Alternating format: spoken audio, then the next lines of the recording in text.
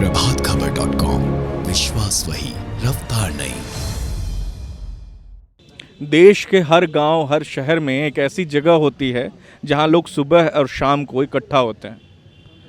गांव में वो जगह छोटी सी पेड़ हो सकती है जहां लोग इकट्ठा होते हैं, और शहर में कोई चौक या चौराहा। रांची के मोरहाबादी मैदान में ऐसी ही एक जगह है जहां सुबह सेहत का ध्यान रखने वाले लोग पहुंचते हैं, तो शाम को यारों की महफिल लगती है। बहुत सारे लोग दफ्तर से छुट्टी लेकर या दफ्तर से छूटकर यहाँ पहुँचते हैं। तो रांची का मोरहाबादी मैदान इस वक्त जिस वजह से चर्चा में है वो है तारीख 27 जनवरी की। 27 जनवरी को इस इलाके में शिबू सोरेन आवास के पास गोलीबारी हुई। गोलीबारी में एक व्यक्ति की मौत हो गई, कालू लामा। 2 लोग घायल हुए। संख्या सिर्फ इतनी ही नहीं है जो हम देख रहे हैं, संख्या घायलों की इससे ज़्यादा है। इस गोलीकांड का सबसे ज़्यादा असर पड़ा है यहाँ के दुकानदारों पर। बहुत लंबे समय से विवाद चला आ रहा है। हमारे साथ वही लोग हैं और उनसे बात करने की कोशिश करते हैं, समझते हैं। बंदन जी, आप सबसे पहले बताइए, क्योंकि आपकी दुकान पर मैं भी अक्सर आता रहा हूँ और जो भीड़ रही है वो रही है, और अब धीरे धीरे आप अपनी दुकान ठीक कर रहे थे, बढ़ रहे थे। अब ऐसे वक्त में जब आपका बिजनेस ठीक होने लगा था, कोरोना की मार पड़ी वो अलग है, कितना असर पड़ा है? बहुत ज़्यादा असर पड़ा है अभी। क्या है कि इसमें बहुत तरह का समस्या आ रहा है। इसमें पढ़ाई लिखाई से लेके मतलब चूल्हा चौका तक में दिक्कत है, और अभी पता नहीं कब तक दिक्कत रहेगा। और क्या आश्वासन मिला? आपकी फल की दुकान है शायद? हमारा फल सड़िए गया है हमें ना, मगर हम लोग का रोजी रोटी की बात था। अगर हम लोग अगर सही सलामत दे देता तो आराम से कमाते खाते जैसे खा रहे थे, मगर अभी तो बहुत परेशानी हम लोग का झेलना पड़ रहा है। घर में जाते हैं तो 4 गो बात होता है कि भाई ये चीज़ लाओ, वो चीज़, और पैसा रहेगा तभी ले जाएंगे हम लोग। किसी तरह भी थोड़ा बहुत बनता है, उसी में खा लेते हैं हम लोग, सो जाते हैं सारे परिवार। अब बिहान उठते हैं तो फिर इधर ही चलाते हैं हम लोग। दुकान खुलने का जो समय था वो यहाँ पहुँच रहे हैं आप रोज़ की, इस उम्मीद से कि कुछ ना कुछ होगा? हाँ, वही अनुसार से आशा से आते हैं, यहाँ निराशा होकर जाते हैं। आप लोग मुझे बताइए क्या परेशानी हो रही है? जब बातचीत हो गई थी, ये जगह जहाँ हम लोग इस वक्त खड़े हैं बात कर रहे हैं, वो आप लोगों को मिल गया था जगह, भूमि पूजन हो गया था, फिर अचानक दुकान लगना बंद क्यों हो गया? क्या परेशानी हुई? अब नगर निगम वाले आए, अब उनकी अनुमति से हम लोग को ये आश्वासन देके गए हैं कि हम फिर आएंगे, हम लोग अपना आपस में आप लोगों को हम बिठाएंगे, हम आकर खुद स्वयं रहेंगे, और हम लोग के उस उपस्थिति में ही दुकान बैठाई जाएगी। तब तक कि आप लोग अभी यहाँ दुकान नहीं लगाएं, हम आएंगे, आप लोग को स्वयं रहकर बैठाएंगे। ये कब तक होगा? कितना नुकसान हो रहा है आप लोग का रोज़ का? बहुत सारे लोग होंगे जो रोज़ कमाने खाने वाले जैसे होंगे, अगर शाम को बेचते होंगे तो राशन लेके जाते होंगे, घर का राशन चलता होगा उससे, तो क्या असर पड़ रहा है उससे आप लोगों को? असर ये पड़ रहा है कि हम लोग किस चीज़ की दुकान है आपकी? हम लोग को जनरल स्टोर है, साबुन सरफ शैम्पू सब वगैरह रखते हैं। तो हम लोग को ये पड़ रहा है कि बच्चे लोग को अब एग्ज़ाम है, कहीं सेंटर पर जाना है, पढ़ाई लिखाई करना है, घर जाना है, उनके पास मोबाइल में ऑनलाइन पढ़ाई होती है, अब रिचार्ज भरवाना है। तो स्वयं अगर गार्जियन से अपना हक मांगते हैं कि हमके भैया आप मेरे पिता हैं, तो हमको ये चीज़ की आवश्यकता है, आप अपनी हमारी आवश्यकताओं को हमारे साथ रखते हैं, हम वंचित हैं उनको देने से। आवश्यकता जो मांगते हैं उनका मांग को हम पूरा नहीं कर पा रहे हैं। हम अपनी मांग सरकार से रखे हैं, अगर हमारी मांग सरकार से एक्सेप्ट कर लेती है, स्वीकार कर लेती है, तब बच्चों का मांग मैं भी स्वीकार करने लायक बन जाऊंगा। तब तक मैं अपने घर से सभी बच्चे को लालायित है, हम भी ग्रसित हैं, वो भी ग्रसित है ना। मेरे पास गार्जियन के पास नहीं रहेगा तो बच्चों के पास कहाँ दे पाएगा?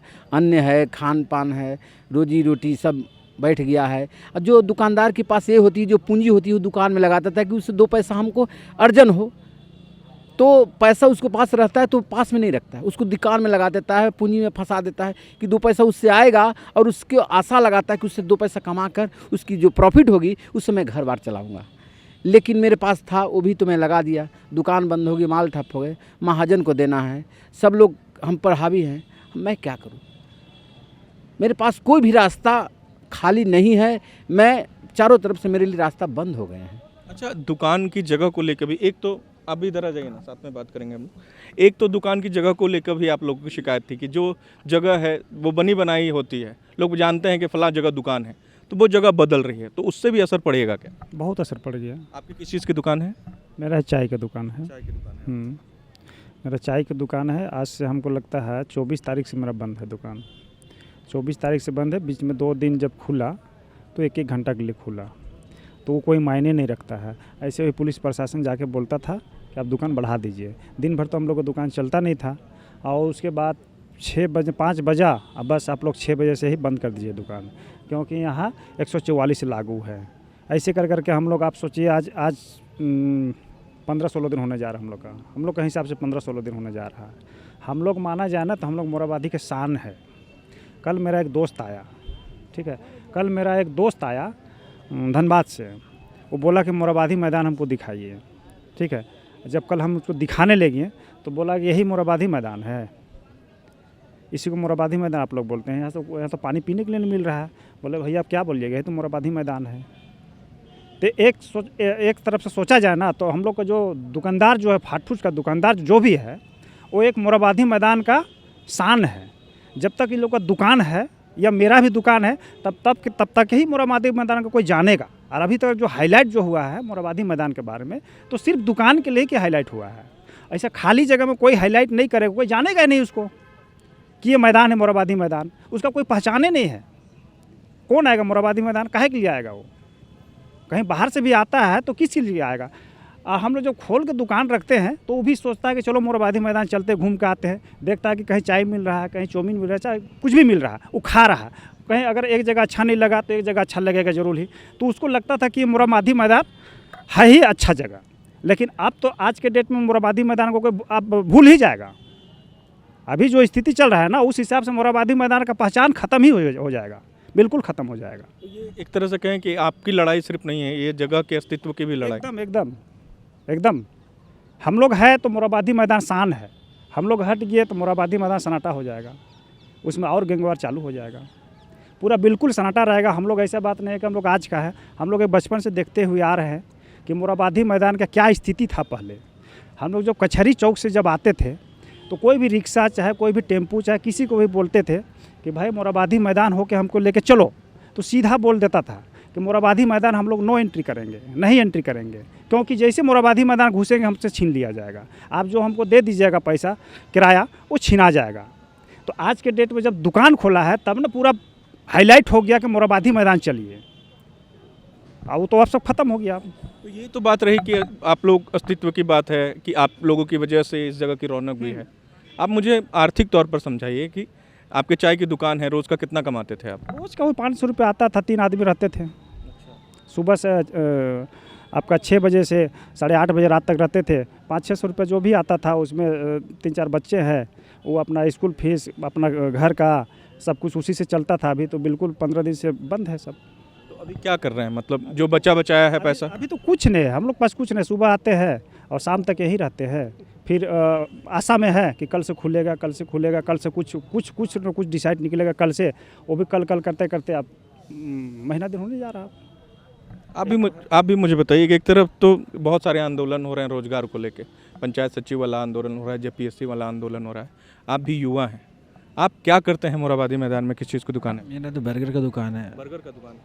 आपने कभी सरकारी नौकरी की तैयारी? सरकारी नौकरी ही कर रहे थे 2020 से पहले, मतलब तैयारी कर रहे थे सरकारी नौकरी का। तो फिर लॉकडाउन लग गया तो लगा कि अब सरकार से कुछ होगा नहीं, एग्ज़ाम आता नहीं टाइम पे, तो चलो कोई अपना धंधा स्टार्ट करते हैं।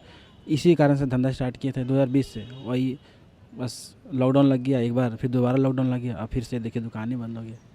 तो आपने जब बिज़नेस शुरू किया था तो कहीं से लोन लेके शुरू किया, बचत था उससे? नहीं लिया था, मतलब पापा से 10-20 हज़ार रुपये लिया था, चूँकि हाँ ठेले पे ना खोलते हम लोग कहाँ से करेंगे। और मतलब यहाँ पे 6-7 महीना ही हो रहा था दुकान खुले हुए, तो बंद हो गया। अब क्या कर सकते हैं, रोज़ आते हैं सुबह उठ के कि दुकान खुलेगा, खुलता ही नहीं है। रोज़ तो यही आस रहता है कि आज खोलेंगे। नगर निगम भी आस दिया था कि खोलेंगे, देखिए बराबर हुआ, खुला ही नहीं। अब हम लोग क्या कर सकते हैं, रोज़ तो आते हैं कि आज खुलेगा।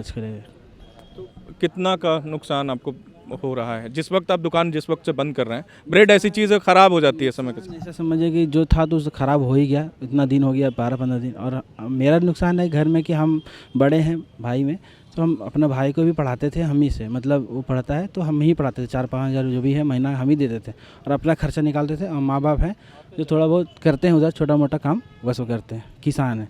तो बस समझिए कि हम ही हैं घर में बड़े, तो हम ही से घर चलता है। और क्या नुकसान तो सबसे हम ही है।